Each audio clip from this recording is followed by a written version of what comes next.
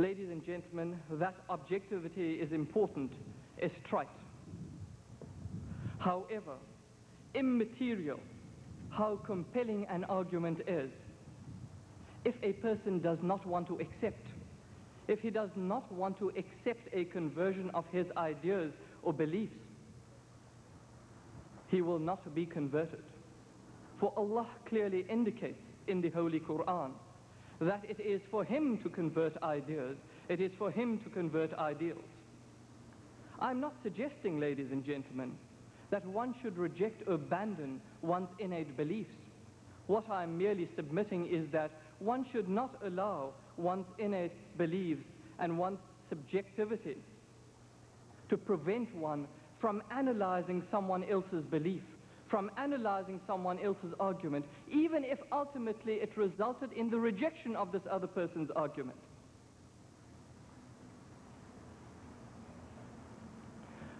Ladies and gentlemen, this is a gathering, a symposium of goodwill. It is a coming together of different religions, Islam, Christianity, and possibly aspects relating to Judaism. That these religions are similar begs of no doubt. They are like peas in the same pod, yet they are characterized by certain differences. It is hoped that in symposiums of this nature, in conferences and in discussions, there will be a resolve effectuated to these differences. Ladies and gentlemen, it is my pleasant task of being chairman this afternoon. It is indeed our privilege to have with us this afternoon our very own Mr. Ahmed Deedat, an eminent scholar of religion, a person who is responsible for a number of publications, an author of publications, a person of international repute, one who has especially in recent days acquired great renown. It is also our privilege to have a visitor from Canada, who will be introduced to yourselves in due course. He too is a very prominent personality, one whose reputation precedes him, and we shall have the benefit of his knowledge this afternoon. Ladies and gentlemen, I present Mr. Ahmed Deedat.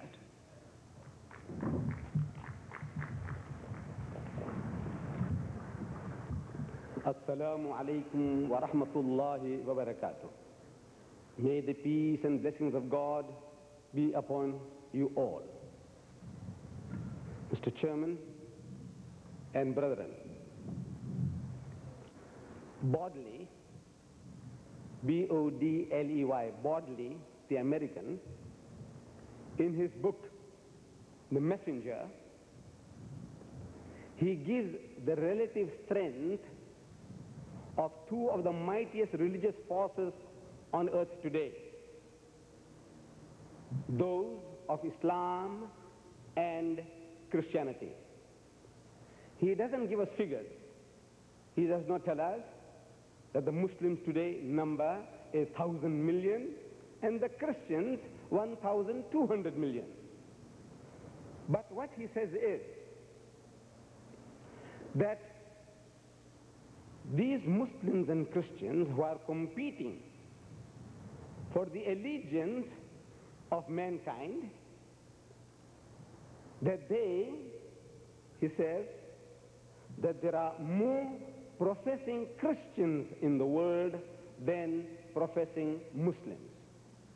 Meaning that the number of people who tick off on census forms as Christians, there will be more of that than those who tick themselves off as Muslims. That there are more professing Christians in the world than professing Muslims. But, he says, there are more practicing Muslims in the world than practicing Christians. If I said this on my own account, blowing my own trumpet, would not have carried much weight. It makes me happy to quote an outsider, an American and a Christian at that.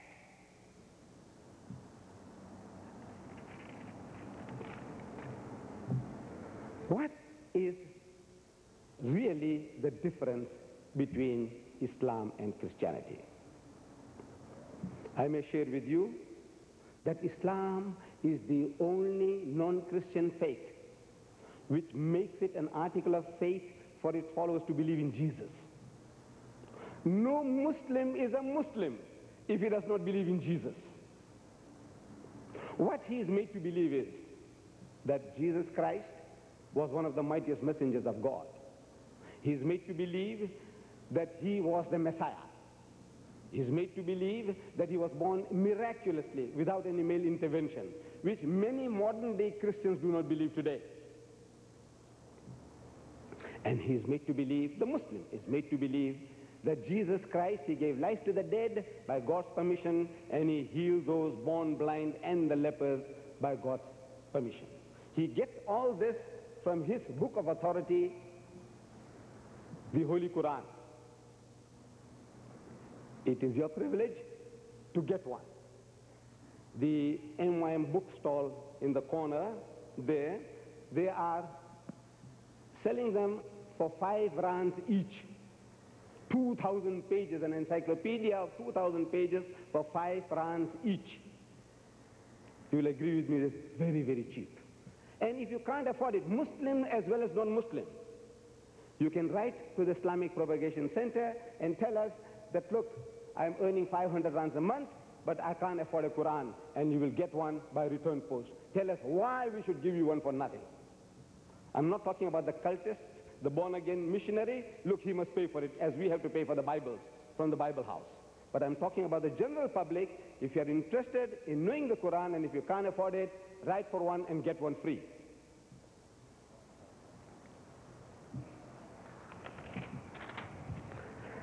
Now, the points of real difference.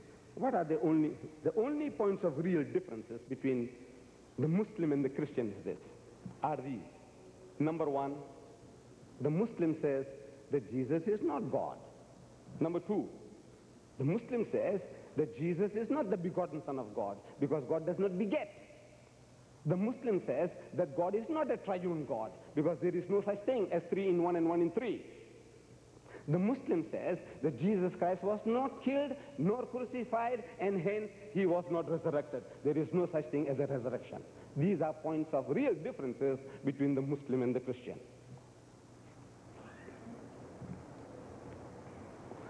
But believe me, Mr. Chairman, ladies and gentlemen, that this wide gulf between the Muslim and the Christian, between Islam and Christianity, is being rapidly bridged. The Christians are coming towards Islam. I'm not talking about the cultists. I'm talking about the learned men of Christianity, who are described in the Holy Quran in these beautiful words. I'm quoting from Surah Ma'idah, chapter 5, verse 85. It says, وَلَتَجِدَنَّ أَقْرَبَهُمْ مَوَدَّةً لِلَّذِينَ آمَنُوا الَّذِينَ قَالُوا إِنَّا نَصَارَى. And nearest to them, among them in faith, in love, and nearest among them in love to the believers, to the Muslims, will thou find those who say, we are Christians. ذَلِكَ بِأَنَّ مِنْهُمْ كِسِّيسِينَ, because amongst them are men devoted to learning. Among the Christians, says the Holy Quran, are men devoted to learning. وَرُهْبَانًا, and men who have renounced the world. وَأَنَّهُمْ لَا يَسْتَكْبِرُونَ, and people who are not arrogant. Abdullah Yusuf Ali, the commentator of this translation which I was showing it to you, in his note number 789 on this verse comments.